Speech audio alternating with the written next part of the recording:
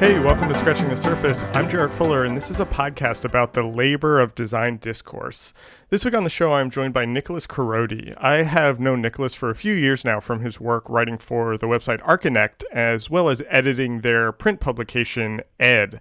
But he is not just an architecture writer. He is also an artist, a designer, a theorist who works between video and graphic design and web design and curation and editing. With Joanna Kloppenburg, he's one half of Adjustments Agency, a sort of studio and artistic practice that investigates the architecture of architecture, as they call it.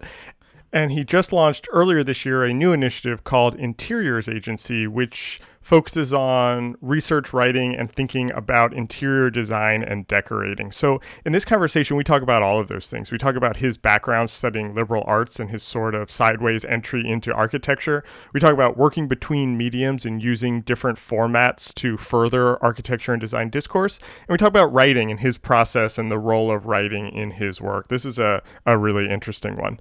If you're a fan of the podcast and want to help support it, you can become a member for $5 a month or $50 a year. Members get an exclusive monthly newsletter that features behind-the-scenes content, links, and articles from former guests about design and writing and criticism, as well as previews of upcoming episodes. Scratching the Surface is fully supported through these memberships, so if you like the show and want to help with its ongoing production, I hope that you will consider joining. Thank you, as always, for listening, and enjoy this conversation with Nicholas Korody.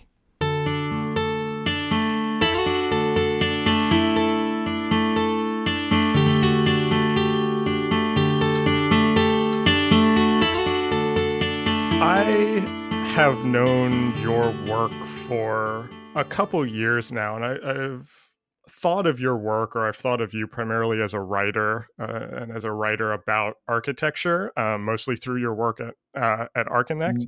But I feel like that does kind of a disservice to you and your work. I feel like you do a lot of different things in addition to writing. I feel like you work in kind of more visual art space, video, design, architecture. You're kind of doing a lot of different things. And I kind of want to start with that. And I'm kind of curious about your background and how you got into doing all of this stuff. Did you come from an architecture or a writing background? Sure. Well, actually, I came from a liberal arts background, which might make some sense of Okay. it. I went to Vassar College Mhm. for undergraduate, and there I studied I studied architecture kind of obliquely. I studied I studied What does that mean? I studied under Tobias Armburst, who is the principal at Interborough. So that was kind of like Mm. one pole of my education. And so his work is, or their work is very much, it kind of challenges a lot of the normative presuppositions of architecture about kind of the role and presence of the author, the Mm. kind of privileging of the architectural object at the expense of other things. And the education he gave was, it was kind of funny because it was both, on the one hand, very non-traditional, in that we were really deconstructing a lot of the primary tenets of architectural education. On the other Mm. hand, I never learned, I still don't know how to use CAD software. Um, Right, I right. can I can That's draw awesome. like a floor plan, kind of. I was never even very good at that. But then the other kind of side of that was that kind of concurrently, uh, my college allowed us to really study whatever we wanted, and I really kind of fell into continental philosophy, particularly under the tutelage of a woman named Giovanna Boradori, she was a philosopher who trained under Derrida and Deleuze, and so she kind of, I think it all kind of coalesced during my undergraduate thesis, which feels like a million years ago, and was a truly terrible thing that I produced, but was really fun, and they let me do whatever I wanted to do, which was really kind of like badly digesting Derrida and trying to make sense of a lot of how Mm. to do it. Um, but Yeah, that's I think awesome. that's kind of where I kind of like, I started at the get-go, kind of askew from architecture, and then kind of when I entered architecture a few years later, in the kind of sense of the profession and more typical sense of the discipline, I was kind of surprised by what I thought everyone already felt, but I found out very Right. quickly it was not the case. Right. But so then after that, actually I worked for several years, like professionally as editing Italian political journal. Um, Okay. that was like, yeah, very unrelated to architecture. And then my kind of primary practice was within the field of contemporary art, and I exhibited as a video artist primarily, but then I also worked in a collective, an art collective. There was kind of like an eco art collective, and we exhibited kind of widely and had some success. And it was an interesting experience. It was really kind of pivotal in shaping kind of my relationship to a variety of media, and I guess Mm. the fluidity of my usage of media that you were mentioning. But Mhm. I quickly, or maybe slowly, I don't know, over a few years, I kind of became a little allergic to the art world, and Right. particularly it was kind of like, I mean, I could drone on about my past theory I have time. world.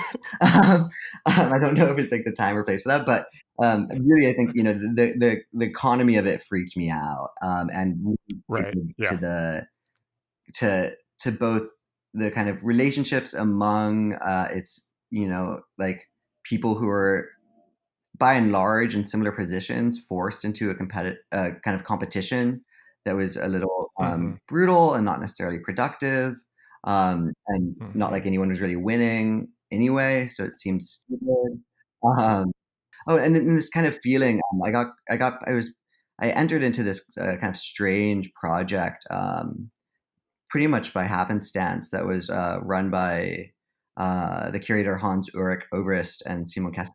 Oh, yeah. This thing called 89 Plus, which was about trying to showcase the work of artists or practitioners in a variety of fields before and after Right. 89, which is like super arbitrary. Although, like, shout out to Simone and Hans for giving me like a lot.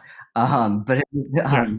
I Yeah. did have the feeling that that there was this kind of being like thrust into a mode of exposure, or that I wasn't equipped for, ready for, my practice wasn't developed towards. And so I kind of just ran away from it. And Mm. by some sort of luck, I don't really remember how, I got hired by Archinect as a writer. And at first, I really didn't conceive of myself as a writer. I still don't really, Yeah. to be honest. I'm not necessarily sure I think I have a great prose, but um, Oh, that's interesting. yeah, so I started working there, and I had a great editor when I first started, Amelia Taylor Hochberg, who taught me a lot. And then I eventually became editor myself. And then he allowed me to start my own print journal, and things kind of started from there. And I think I maybe developed something of a voice over that time. But yeah, that's kind of a Right. quick one. There's so much in there that I feel like we can talk about. So I'm gonna try to pick out a couple things that I'd love for you to talk more about. Um, and we'll try to then connect it back to the kind of work that you're doing today. But you said something very briefly at the beginning, that you studied architecture kind of obliquely, and within this larger liberal arts program. What was your relationship to architecture at that time? Was that something you were interested in? Did you have a sense that maybe you would be an architect? Well, how did you find yourself in that class or studying that within this kind of larger liberal arts program that you were in? That's a great question. I'm not, I'm not sure if I remember exactly Okay. what led me to architecture, besides maybe kind of like thinking it seemed cool at first. Mm. It was a Okay. rather rapid turnaround, though. I think I read Bataille too early, Georges Bataille, who writes Yeah. quite a bit, kind of most famously, like Against Architecture, quite literally is the title of a book about his writings on architecture. And I think I got some kind of oppositional attitude that was developed really early on. And Mm. so I don't think it was really quickly that I realized I didn't want to design. And I was really started getting interested in other modes of spatial practice but also I think more kind of generally the ways in which our ideas of what architecture could be, it just felt like incredibly Mm, limited to me in terms of the range of mhm. modes of spatial practice that are already existing but don't get counted as architecture, but also just in terms of like kind of its own internal discourse and kind of it just felt like it was generating a lot of sound and fury, but very signifying very little. And you were kind of feeling this or thinking this while you were in school. Was it this you while you were in school? You were kind of taking these architecture classes. You were also kind of on this philosophy Mhm. track. You were seeing kind of connections between those and kind of realizing I feel like there's something interesting here, but I don't want to be a designer. Yeah, exactly. Is that kind of timeline right? Yeah, that's Okay. about right. I mean, there was definitely a period of about maybe a year and a half where I was checking Arc Daily every day, and and Yeah. thought things were really cool. And then I remember like the first, like the one of the only models I ever produced of like an actual building was kind of this like rip off Herzog de Meuron thing. And it was Okay. super, super cool, super radical. And I remember some critic came. That was the funniest thing about the architecture courses, the design courses at Vassar was they'd invite critics as if it was a regular architecture program, and never really adequately prep them to the fact that we were mostly kind of like talking about Right. Right. like kind of like the history of the urban violences more than design form, and that we didn't Right. know our way around AutoCAD at all. So they'd come in and be like, "What the hell is this thing?" That I literally constructed this model with twigs, and I remember one of them just like ripped ripped it off, and I was like totally stunned. And that's like probably like the most minor of all kind of like the Yeah. moves that happen in a crit. Like, having been in crits now since then, I'm like I have a lot to think about crits in general in themselves. But I think that was kind of this thing that I'm like, wait, it doesn't even matter. I mean, like, what is like? There's so many other things that can be talked about. What I find so interesting in all of this is, like I kind of began the conversation that you're working across all of these different mediums, or you have over the course of your kind of working life worked across all of these different mediums. And what's interesting to me is it sounds like that was kind of a part of your practice from the earliest kind of undergrad experiences in this world.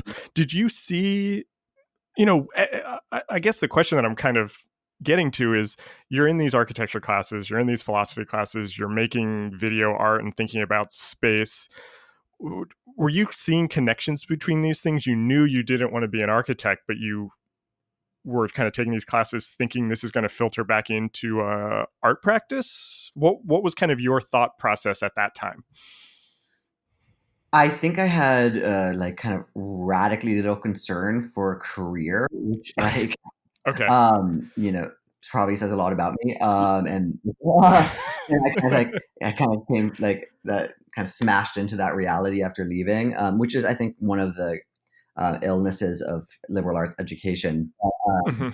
Uh, I the turn to art was kind of generated by another professor during undergrad. I guess Mm. now that I'm thinking about it, I had my undergraduate education was incredibly impactful, which was the art historian Molly Nesbitt, who's Oh she's yeah, incredible. She has like yeah, a cult following at the school. She wears the coolest like all black witchy outfits, and there's just a coterie of like undergrad following yeah. her everywhere she goes. And she only really lectures, and her lectures are always in this like dark, beautiful lecture halls, where she just kind of like does this like spellbinding narratives about the development uh, of art history. Mm. And I think a lot of students who took her classes,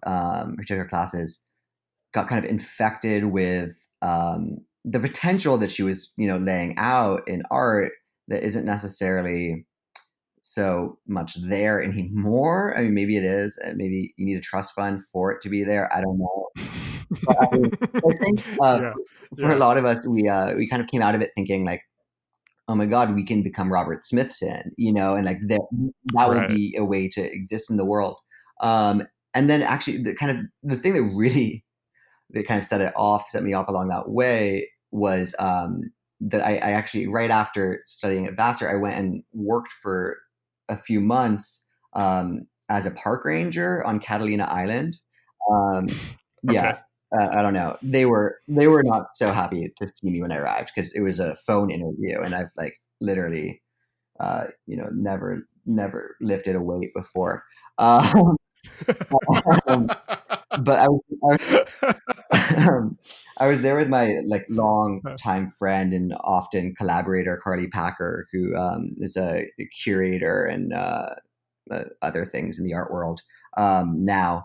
And we started our kind of collaborative practice at that time because we had absolutely nothing to do. There wasn't really even an internet connection, so we had like 3 books and just started making what would become like the genesis of our practice, which was at first around creating these encyclopedias of this sort. Um, Right. and uh, so that was kind of going on, and then we weirdly got kind of like our escape route from Catalina was this 89 plus project that took us all of a sudden to London. So we were really confused. Like we thought like, oh my God, like Right. we're hanging out at the Serpentine Gallery right now. Like this is what it's going to be like. And it's like, no, it is not going to be like that. This is a weird thing. So that Right. kind of like it confused us in a productive way, and really kind of Hmm. lit a fire under us to a degree. But then I guess I should also say that concurrently with that, I was always still doing a bit of my own. I was working independently, making my own video work, which was always had one foot in architecture. And Hmm. it was not just like simply concerned with spatiality, but there's always some level of which there was maybe a critique of architecture happening at some level, like of the discipline happening at some level in it, and also Hmm. in some way I've always been interested, and I don't know where this idea came from, but of maybe what happens when you produce in ways that are outside of kind of the typical media of architectural representation, but then just say it's architecture. So like, I make a video and like, Right. this is Right. architecture, and like maybe nothing comes of that, but it's always been an idea that I guess has kind of propelled me. Yeah. I think that's so interesting. And that's something that I think about and all the time in my own work and comes up on the podcast a lot about these words design and architecture. I feel like are so much more fluid than we sometimes allow them to Hmm. be. And I think, I would love to talk a little bit about your 2 projects, Adjustment Agency and Interiors Agency, which I feel like are leaning into this idea of questioning what architecture is or working in a space that maybe is not what we can traditionally think of as architecture, but calling it architecture or calling it design in some Hmm. way. And I will admit I know very little about both Adjustments Agency and Interiors Agencies. The websites are very mysterious. Yeah. Um, and from what I could find in my research, there were a kind of variety of different forms that these take. Can you talk about both of those and what those are and kind of how you think about them? Yeah, sure. I mean, so both actually, I guess, Adjustments Agency developed a bit more organically. It's still kind of, it's always in a strange gestational period, um, where we're trying to figure out exactly what we're doing. Interiors Agency, I guess, which is my more recent practice. I just started. I just kind of officially announced it a few months Hmm. ago. It is a bit more concrete in its goals. But so Adjustments Agency, I guess, to go chronologically, I started, um, gosh, I guess like 4 years ago now, with Joanna Kloppenburg, who is my Hmm. co-conspirator in many forums. She's the deputy editor of the journal I edit, Ed, and we hang out all the time. Um, uh, Yeah. she's amazing. We kind of we were friends actually. She went to Vassar with me, and Mm. we kind of reconnected at the Chicago Biennial, the first iteration of the Chicago Biennial, and Okay. she was there representing Architizer. I was there representing Archinect, and I think we just kind of were talking about the fact that we didn't really think the exhibition was that cool, that like we could make cooler exhibitions or something. Like, why are exhibitions of architecture so boring? Like, let's try and do one. Yeah. And so that kind of like was like at first where we started. It was we from the get go conceived of ourselves through what we kind of our tagline, which is an architecture of architecture studio, and Right. that kind of that actually is it's a rip off from a passage by Derrida in his essay Point de Folie, where he describes architecture as like down to its very foundations constructed. That there is an architecture of architecture. That Mhm. it's we inherit it. It appears to us as normal, so normal to the fact to the extent that in fact it gets deployed as if it's a thing in itself that is, you know, very knowable by philosophy, and that's a big concern of his, more so than actually speaking directly towards architecture itself. But that little Right. idea kind of like became the germ for, I guess, a mode of practice that is a kind of a meta critique of the discipline. Although we struggle with that, we've struggled with that a lot. So we started with curation and tried to essentially we were aware of basically this kind of issue where you go these big biennials and stuff and it's essentially a gift economy where Yeah. where you're expected to put in like incredible time and labor with no actual form of remuneration, or the remuneration rarely covers even the cost of production, let alone serves as a source of income. And yet it's always with this kind of like this promise of social capital that unfortunately Right. in architecture is not so exchangeable with money capital, and I think that's a recurrent concern of ours. Is, you know, it's like, Mhm. you know, Mhm. this is great, but you know, how do you make ends meet? There's a kind of a presupposition that everyone is comes from an inheritance class, I think, in architecture, and Mm. so we were trying to think of how can we. Well, I think first we wanted to just do this exhibition, and the exhibition was going to be like it's about all of architecture, like creating like a Yeah. space that like links together like these dominant concerns right now, like ecology, technology, like sociopolitics, and it weaves it together through like a cryptocurrency network or something. I don't know. Um, and then of course we were like, Yeah. wait, how do we fund this? And so that got us Right. on that track. And so we made some experiments actually with cryptocurrency as a mode of as a mode of Oh, funding. interesting. It really did not work much at all, except for the fact that I kind of like I invested these little bits of money into various cryptocurrencies, like small like $10 here and there, in order to then turn them into Right. tokens, so that we could like do our own essentially like a token sale. You can kind of Mhm. further divide them, whatever. And the one kind of happy accident of that was that when the kind of the crypto bubble was at its peak, all of a sudden I like was like, wait, I think I might have some, and I like went through my browser history dating back like years and like found all these like old wallets, and like somehow I had like almost at that point like a grand, but then now it's like $400 and I'm just not touching it. But yeah, that was like that was the outcome of our crypto adventures.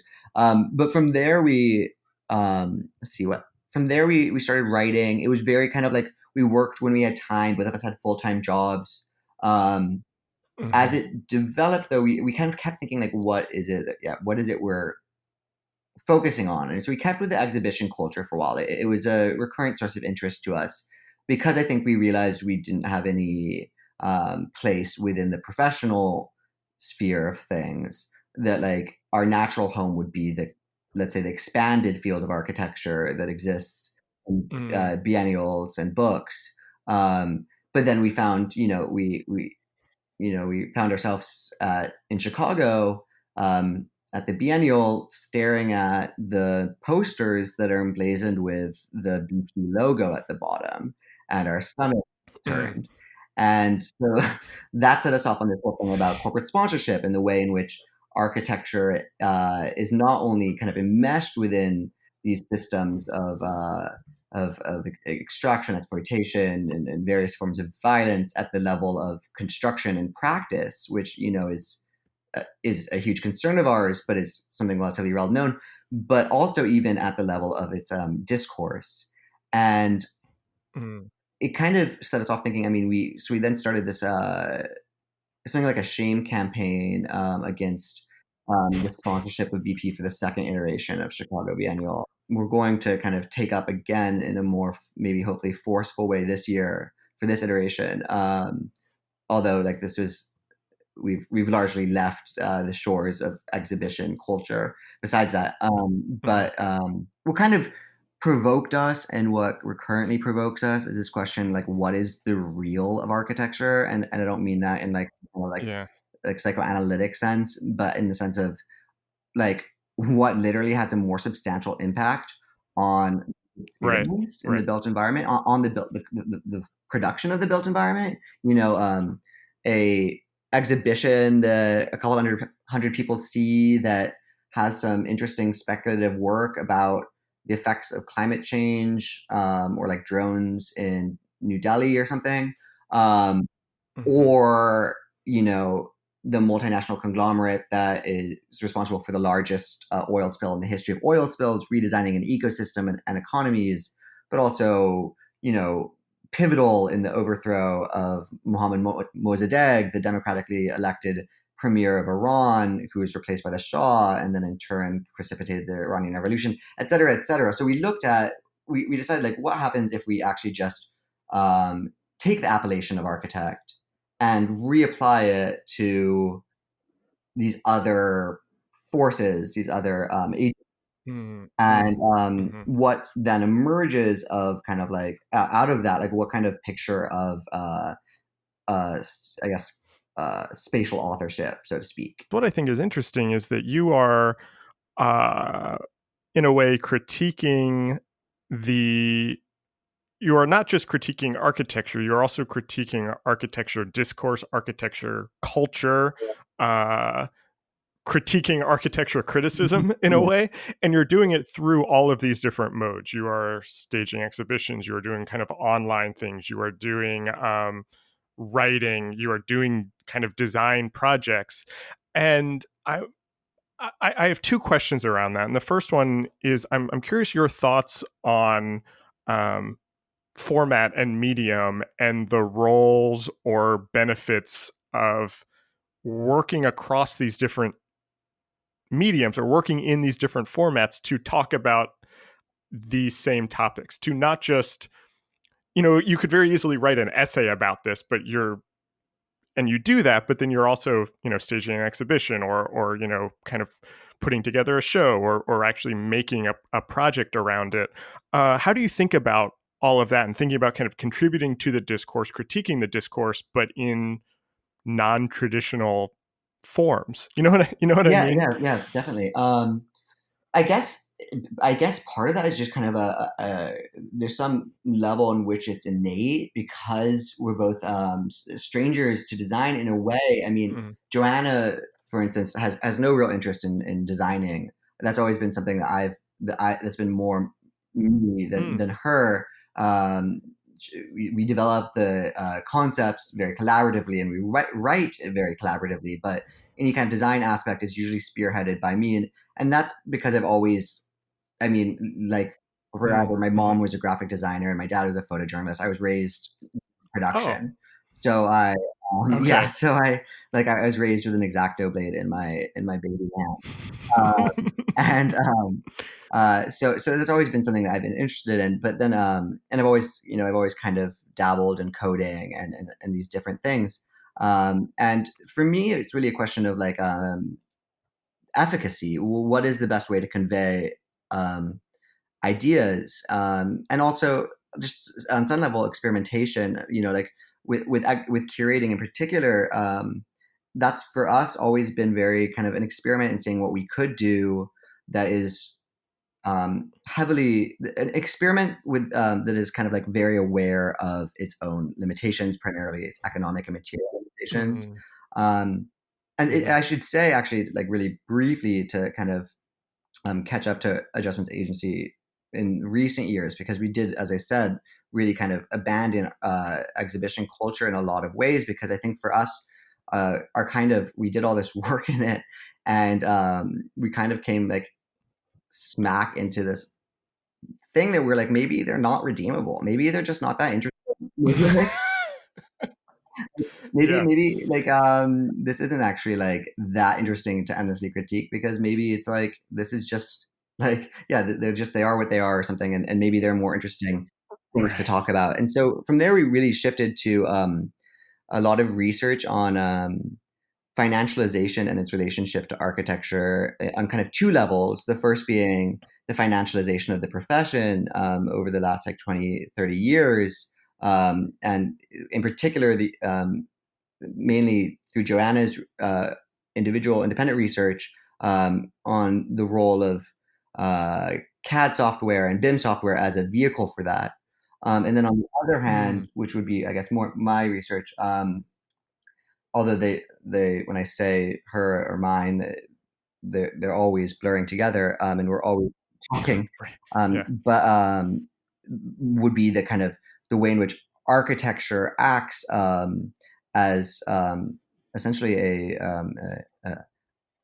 a media of finance capital that which Hmm. like, so just essentially to see how, like, what if there's the financialization of architecture, what is the architecture of financialization, and in particular, can we understand financialization as not just a spatial process, something that takes on spatial form and built form, but also something that is even perhaps a somatic technology, something that redesigns the body down to perhaps even the molecular level. Mm. And a lot of my research into the subprime mortgage crisis came out, kind of was oriented around that thesis, and that kind of Oh, culminated in interesting. a talk we delivered in at the Milan Triennale last summer.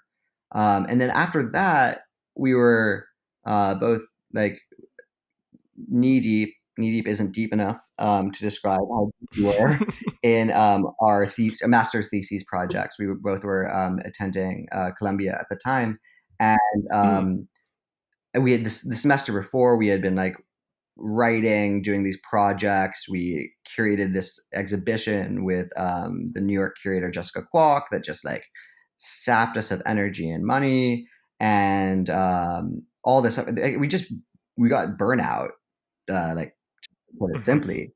And I guess what we wanted to do is rather than um, just totally just say, no, to like to analyze our burnout, to take that as a symptom of something. And then that kind of culminated in Mm. an essay that we wrote for Harvard Design Magazine in the fall Yeah. called Refusal After Refusal, which was it's kind of this meandering essay broken up into little chunks, that's like heavily autobiographical, and we've gotten Mm. quite a bit of blowback for that, that speaks to our own dissatisfaction, and kind of tries to, with the profession, with the discipline, and tries to think that concurrently with kind of like the broader realities of the discipline, to kind of expand from the personal into a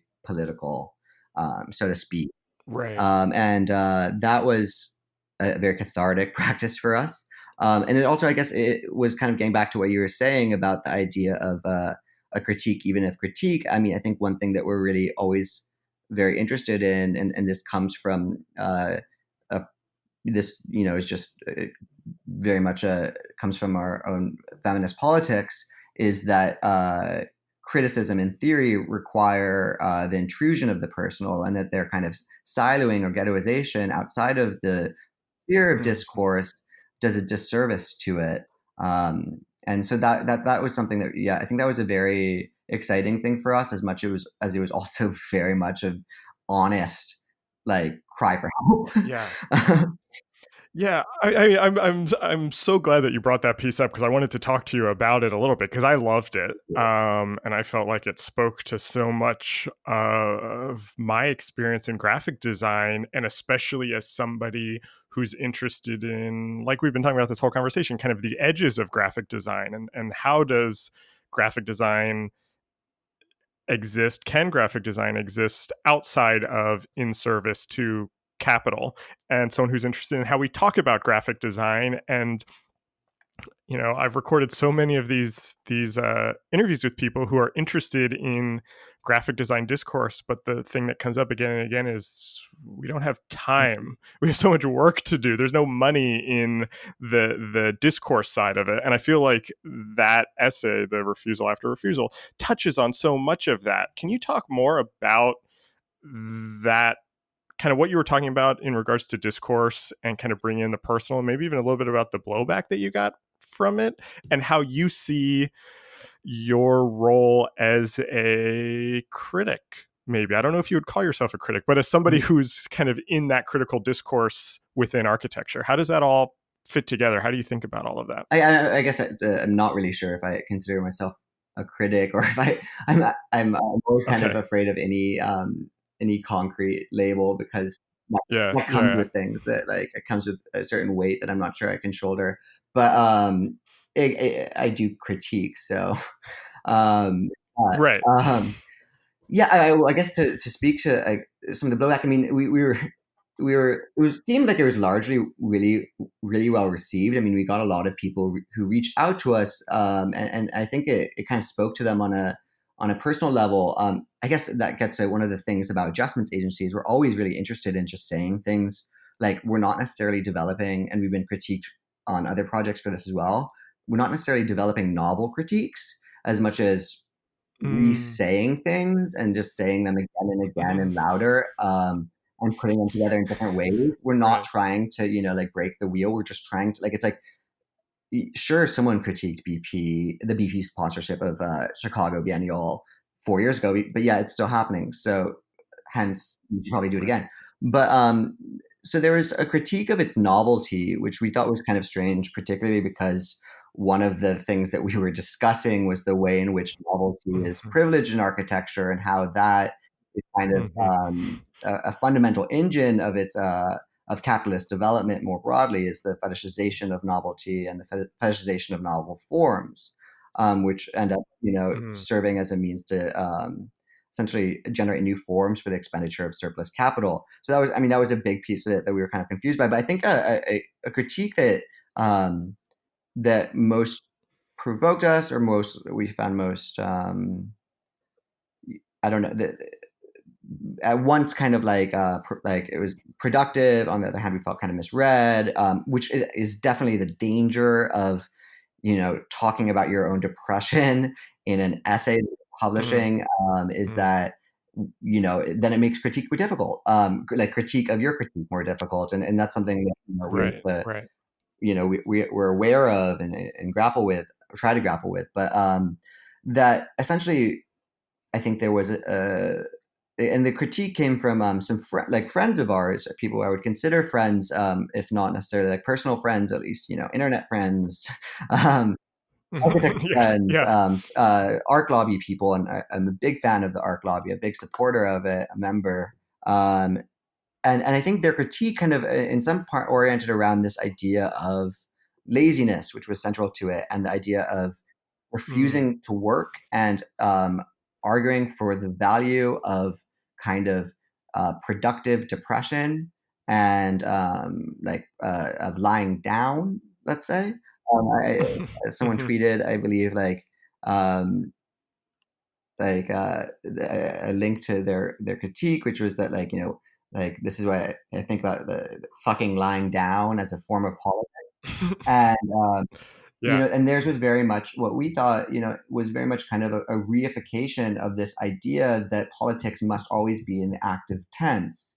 And I think that there's a really strong argument to, I mean, on the one hand, like, to speak quite literally to lying down, to to refusal as a form of politics with a very long history. I mean, the strike is a form of refusal and is probably still the most efficacious form of political action, or one of the most Hmm. efficacious that we have available to us. But there's also the idea of what Black Lives Matter protesters were doing, which is lying down in the street and therefore exposing the vulnerability of their bodies within a system in which their bodies are rendered um, into into mere cogs within, I guess you could say, like the kind of machinery of capital. Um, uh, so there's that element which was part of our thinking. But then there's also, I guess, maybe more fundamentally, the idea of a prone body versus an erect body, and that comes actually from a reading of Virginia Woolf and her essay Waves, uh, in which she discusses kind of lying at the shores of like kind of this like lapping sea, and how the erect body, so to speak, and this is all figurative language, that kind of mirrors the erectness of the eye, quite literally, like the glyph eye, but also kind of Hmm. like Hmm. the construction of a subject that exists autonomously and agentially in the world, and to oppose that with that of a prone body as a body that is receptive, and so is receptive and that is kind of like Hmm. vulnerable, and in Hmm. its vulnerability can receive perhaps something else, or can have a shift in perspective. And so much of the thrust of that argument was that we're just working so much, we're so kind of entrenched within this neoliberal work ethic, and I can't say that in any way I've made even like the slightest bit of escape from that. Hmm. But Hmm. there's basically no time to think, to stop Right. and measure the worth of your actions, but also the kind of like to measure your politics, to grapple with, are you happy or not? And I think that there is a way that that can be construed, that kind of thinking, as very much kind of like an individualist, maybe bourgeois idea that like the orientation, the end of politics should be one's own personal happiness, which is definitely not what we're arguing for. And it Yeah. ends with a kind of call for collective action, and the necessity of collective action as opposed to individual action. But Hmm. I think that for us, there is always something that is recurrent interest to us is discussing affect and discussing the personal and discussing the subjective, and the way in which the subject gets formed, in order to kind of uh, to kind of more fundamentally reorient ourselves in relationships to broader systems. I want to try to connect this a little bit, or at least connect it back to something you were talking about earlier. I want to talk about Archinect a little bit, and the journal Ed that you edit. And I guess the first question, which is kind of a connecting directly back to what you were just talking about, is I'm curious how your work with Adjustments Agency and these other projects that you're doing, how do they shape or influence the writing that you're doing for Archinect, or editing Ed, which I guess we should say is like a printed journal that Archinect produces that you're the editor Mhm. of. Um, how do these ideas kind of filter back into that writing? And especially these ideas around, not having time to think, are there ways that you can kind of have, or ways that you can kind of set up that writing and that publication to be slower, more thoughtful, Yeah, yeah. deeper? You know what I mean? 100%. I think absolutely. I think the last year, in many ways, was kind of this existential, like extended existential crisis for me, and an adventure for Joanna as well, and in the sense of burnout. But also, there was my dad was ill at the time, and all these things were kind of Mm. happening that shifted my, I guess, uh, what I valued, or what seemed to matter. And so an issue, the third issue of Ed, which just came out, and which is called Normal, um, Mm. and tries to kind of uh, to hash out the normative orientations of architecture, as well as the way in which it produces and presumes a normative body as its user. among other things. Right. That was supposed to come out in maybe October, and it ended up coming out in August this year. And like, shout out to all the contributors and their incredible patience with it. But it was very much like, it wasn't simply, I guess, the thoughts that were in refusal after refusal, and then they seeped heavily into normal. My editor's introduction is very much just kind of like a rejection of the typical mode of introduction. Um, uh, Yeah. uh, the I think I mean, it was very real and very felt. And I guess that's like, that comes to the heart of it. Is, I think it got to this point where it was like, yeah, these things need to be kind of approached, and they can't just be siloed within academic discourse around like affect theory or something. They need to be like embodied in practice. And so ed is always been. I mean, ed is like kind of the most ridiculous thing. I was just Paul Petunia, who is the editor, who's the founder and publisher of Archinect, is like, I sometimes describe him as the only good boss around. He is like angel Nice. patron who just like I was like, I want to make a print publication. He was like, sure, I'll just dump a bunch of money into it, and like Nice. and obviously a print publication is not a cash cow in 2019. Yeah. He really he's really, kind of like this antiquated, or like anachronistic, like model of a patron that doesn't really exist that much anymore. And I'm like so appreciative for everything that he's provided for me, and the kind of opportunities he's given me. He's like given me full control over ed, and where it goes and what it does and pace Nice. of it and all these things. He like There's never any level of there's no circumscription of it at all. It's fantastic. And so, yeah, like at the get-go, the first issue was titled "The Architecture of Architecture," which is the same as what Adjustments Right. Agency is. Right. And so it really, they bleed into one another. In some ways, ed is a research wing of Adjustments Agency. Oh, that's an interesting way to think about it. Yeah. Yeah, where we get to like essentially have other people help us develop ideas that we're interested in as well. We get to Right. get like some of the great thinkers around right now and have them think about this provocation of what is the architecture of architecture. So it's been really kind of great. And then now we're going to start sometime soon the fourth issue. Although I think this will be again a kind of a more leisurely pace. I mean, and one of the realities of that is just like, we all have to work. Like it's just really hard to both Right. assemble a bunch of writers who all have other jobs, primarily exploitative teaching jobs, also Yeah. ourselves, and so to kind of like to realize there actually isn't really any necessity to having things come out on this rapid clip, especially because it's not like it's not, none of it's super necessarily topical. I mean, some of it is more than others, but you know it's a print journal, so the content should be relevant Right. to Yeah. that Yeah. degree. Yeah. Um, and yeah, so it's this one will kind of, I think, even and push that even further. It's always kind of There's always been this idea. I mean, the second issue was themed disaster, but and it dealt with issues related to climate hmm change and other ecological catastrophe. But at the same time, a recurrent concern of it was, can we perceive disaster within the logic of architecture? Is there a disaster of architecture that we can Right. parse? And then, yeah, again, the third one was normal, and again, this kind of confrontation with norms. And so maybe at a certain point, maybe this will become a boring line of research.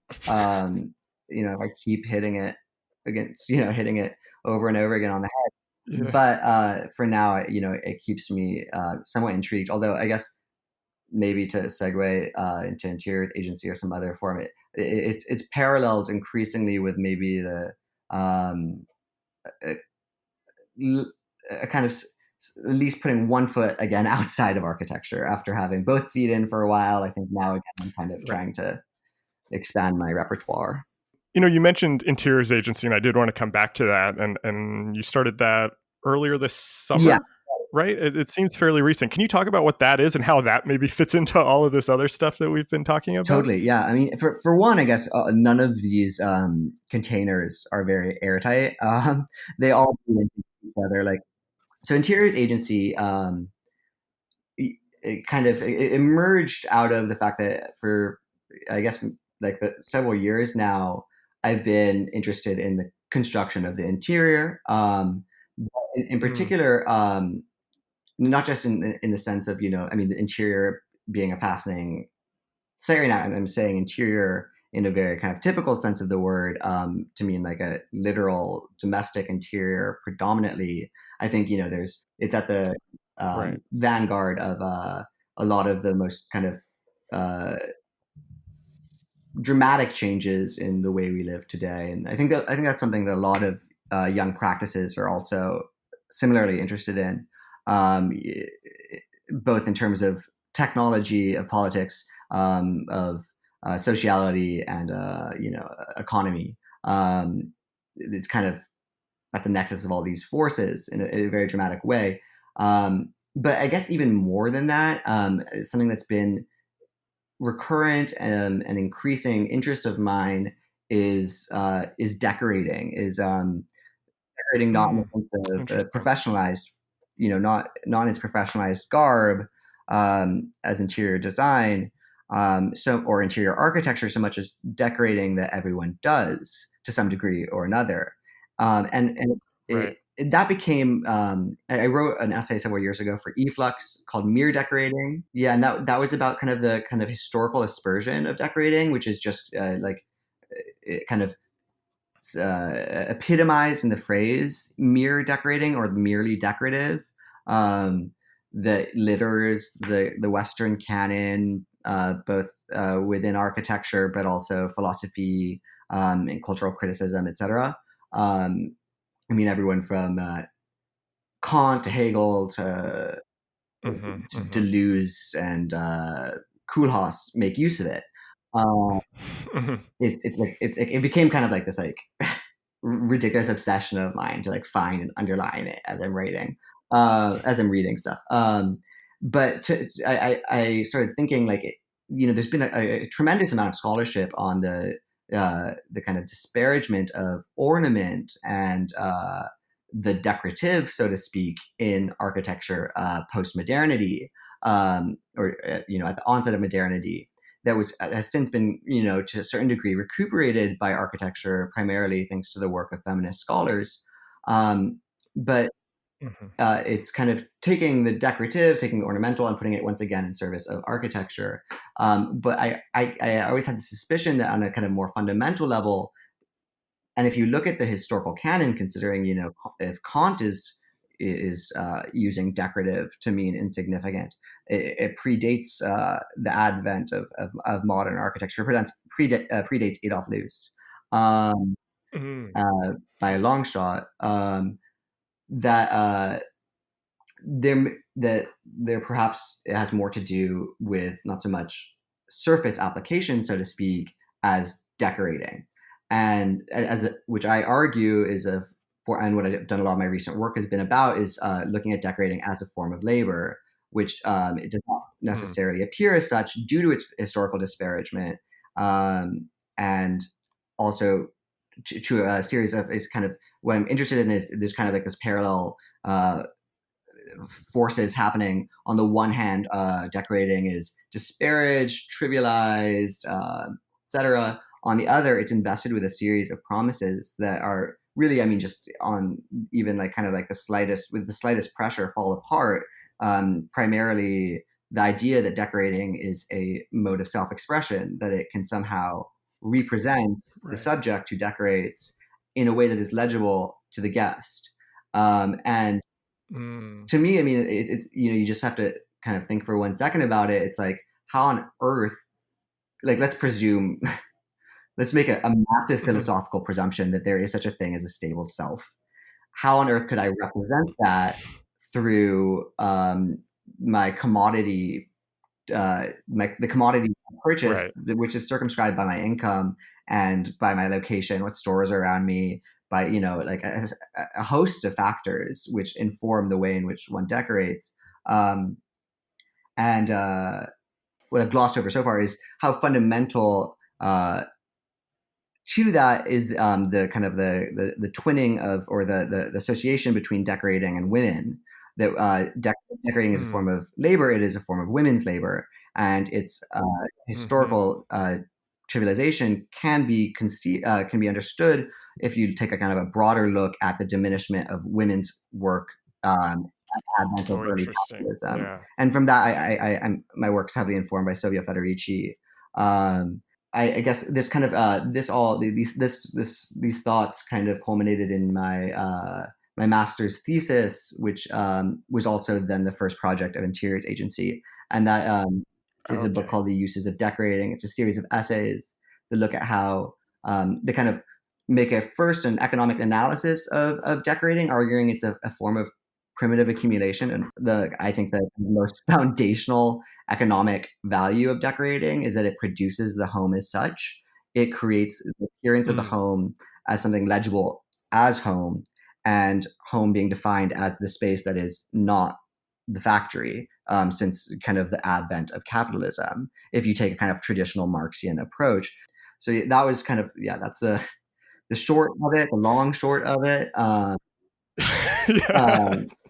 Uh, which doesn't even talk about the uh, practice, but yeah. Well, it's interesting. This actually is a nice way to connect back to something that you said at the beginning that I kind of wanted to come back to, and I think can be a way that we can kind of close out the conversation a little bit. Is something we've been talking kind of around this whole conversation is writing, and how much of your work it does take the form of writing. And you said very early in this conversation that you got the job at Archinect and you didn't really think you're a good writer. You still don't know if you're a good writer, if you would call yourself a writer, but you've kind of developed a voice, and it's so clear through this whole conversation how much writing you are doing. I'd like to close the conversation talking just a little bit about writing and kind of your evolution as a writer, how you think about writing as it relates to these other things that you're doing. What's the role of writing in your own work? Yeah, I guess on a kind of like on a very simple level, I conceive of it as just one of many media in which to make work. And Mm-hmm. so within Interiors Agency, which I'm similarly to how I might have once presented myself as a fake architect, I'm now a fake interior designer. Where Interiors Mm-hmm. Agency conceives itself as a design practice fundamentally, but using the media of writing or web design, graphic design, publishing, Mm-hmm. home goods, decorating, etc., as its kind of like modes of practice. And Mm-hmm. so, what happens if you kind of conceive of writing as a way, as something that not just can be used to help parse out this an interior, for example. For me, writing is simply just one of modes of many that I can take. It doesn't require anything besides a laptop, which is great. And Right. to be frank, I don't enjoy writing very much. It's incredibly laborious for me, and like a immense kind of like self-conscious, like self-loathing exercise, more so than I Yeah. love designing. Like I absolutely love making a website or making some like graphic thing. Like that's Uh-huh. so fun. But writing is like, torture. And Yeah. I guess as it's developed though for me, I think circling back, that as I'm working on writing now, the stuff that I've been doing now, even if it is later kind of edited out, almost always now begins via my personal experience, and using that, trying to really, for me, writing, like when I start, I never outline, I never have a very clear idea of what I want to say. I have to write it all out and then see what came of that, and kind of rewrite that all out. It like takes like, so as a form of income, it's like as a source of income, it's terrible because I put in like if I was to like Yep. actually calculate, which I can't do because I never really studied math at all. But if I calculate it, I think I probably am getting paid like 95 cents an hour or something when I'm Yeah. done. Yeah. But there's a lot it enables, and I think I guess the more I do it, the more, as much as I still struggle while I'm doing it, it really kind of has become more creative. So it, and one of Mm. those things was, I guess, coming from Archinect, which is a popular architecture website. It's not academic in any way, and Hmm. I've never really felt comfortable completely in academic writing either. That's always, I've been kind of estranged from it, and so I don't think I could ever be a proper Hmm. academic because of that. But yeah, increasingly I have some fun with constructing sentences and finding out things, Yeah. to the point that sometimes now I'll write these things that I don't actually publish. I publish just like on Twitter or something, like in a Google Doc, which are like Mm. Nice. purple prose or something, but like I had a lot of fun with it. So like just maybe I'm Yeah. getting more comfortable with being a writer, like going into like my 10th year of being one. No, I love that. I kind of feel the same way.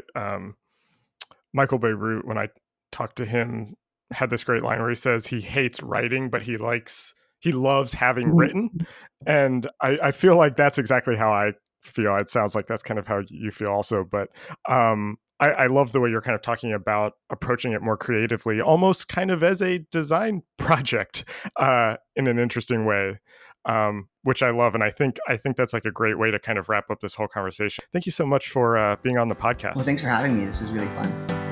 This episode was recorded on August 14th, 2019. Our theme music is by Andy Borgasani. We're on Twitter and Instagram at Surface Podcast. You can find us wherever you get your podcasts and at scratchingthesurface.fm. Thanks for listening.